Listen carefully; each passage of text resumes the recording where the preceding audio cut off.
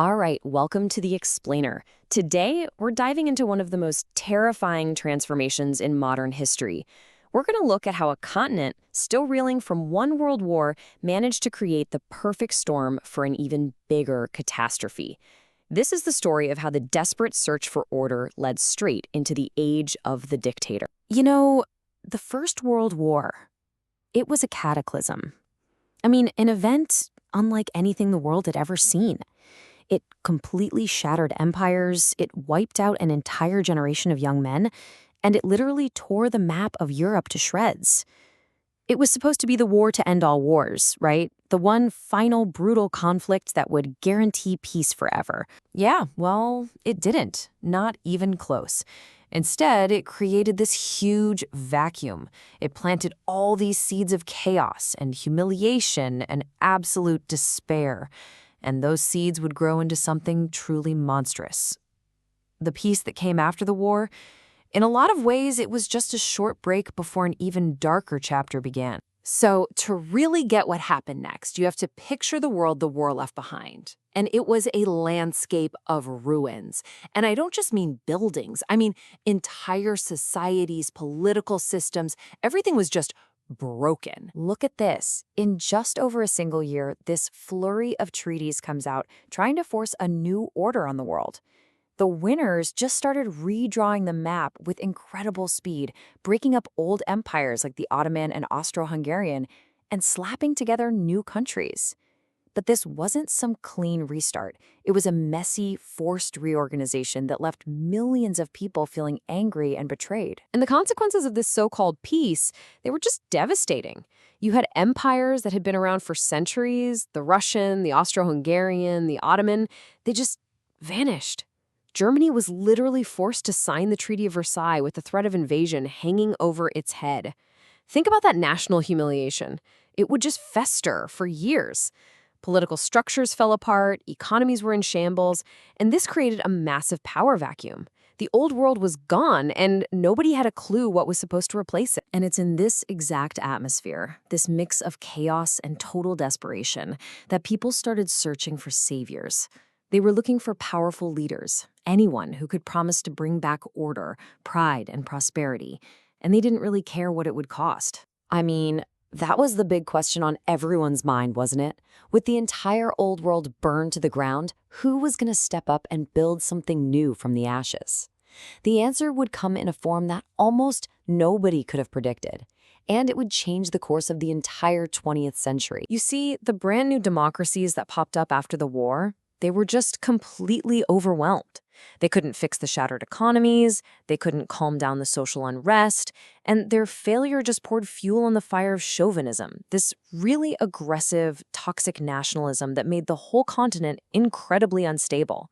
As people lost faith in parliaments and debate, they started to crave something else, something stronger. And this craving gave rise to a terrifyingly new idea: totalitarianism. This wasn't just another political system. No, this was a system that wanted total control. Control over everything, public and private. And its promise was so seductive because it was so absolute. We will burn away the weak, corrupt old world, and through radical, decisive action, we will forge a powerful new society. So how did these guys actually pull it off? How did they achieve this total power? Well, it wasn't random. They didn't just stumble into it. It turns out they followed a surprisingly similar playbook for turning absolute chaos into absolute control. Okay, so two main totalitarian ideologies really stepped up to fill the void. Over in the Soviet Union, you had communism, which promised a revolution based on class struggle. Trotsky had this famous line about the party acting like a piston box, basically a machine to harness the raw, chaotic energy of the masses. Then in Italy and Germany, you had fascism, which offered a revolution based on the nation and race. Mussolini's whole method was to balance all the power of the state right under him, the one supreme leader. So you've got two different paths, but they both led to the exact same destination: total power. This moment, right here, it just captures the mindset perfectly. It's 1917, Russia is in total chaos, and at this big Congress, a delegate stands up and says there's no single party ready to take control. And from his seat, Lenin just shoots back, "There is." That was it. It was this electrifying declaration of intent. The Bolsheviks weren't going to wait for power to be given to them. They were going to take it. So what was this playbook? We can actually break it down into 4 basic steps. First, you exploit the crisis. You weaponize economic collapse, national humiliation, and social fear. Step 2, you build a disciplined party of, as Lenin called them, professional revolutionaries. Step 3, you systematically undermine and eliminate all of your political rivals. And finally, step 4, you seize control of the state itself, often by cleverly using the system's own democratic rules against it, which is exactly what Hitler did in Germany. But look, seizing power is one thing. Keeping it is a whole other ballgame.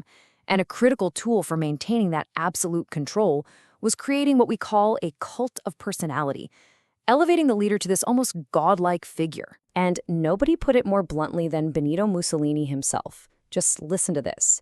If fascism does not follow me, no one will follow it. In his mind, he wasn't just the leader of fascism, he was fascism. The movement and the man were the exact same thing. And this wasn't just ego. This was a calculated political strategy. And make no mistake, this was a deliberate tactic. Mussolini went out of his way to create a political vacuum all around him. He made sure that no other person or group, not even his own fascist party, could ever compete with him for power or for the public's support. All power, all loyalty had to flow directly to him. This system even got its own name, Mussolinianism. And hey, this wasn't just an Italian thing. The exact same thing happened in the Soviet Union, where this massive cult of personality was built up around Joseph Stalin. Propaganda painted him as the all-knowing, all-powerful father of the nation. Through this cult, the leader becomes the same thing as the state itself. And what that means is, to question the leader is to commit treason. So now you have these movements firmly in power. And what happens? Europe is transformed into a tinderbox. The very ideologies that promised to bring order and salvation were now pushing the entire continent toward an even bigger war. Just look at this transformation. It's just staggering how radical and how fast it all happened. In barely 2 decades, the entire political landscape of major European powers was completely flipped upside down. The old monarchies were gone, swept away, and replaced by these aggressive, expansionist, revolutionary new orders, communist and fascist, that were deeply hostile to each other and to the old democracies. So what's the bottom line here? It's pretty clear. And frankly, it's terrifying. By the late 1930s, across the continent, democracy was in full retreat. The great hope of the post-war world had completely failed. The future, it seemed, belonged to the dictators. And from there, the final, fatal steps toward another war started falling right into place. The Western democracies, so desperate to avoid another conflict, tried a policy of appeasement, but that only encouraged the aggressors. The idea of collective security was totally wrecked by fear and self-interest. And then came the ultimate shock, the Nazi-Soviet pact, where these two mortal enemies actually agreed to carve up Eastern Europe between them.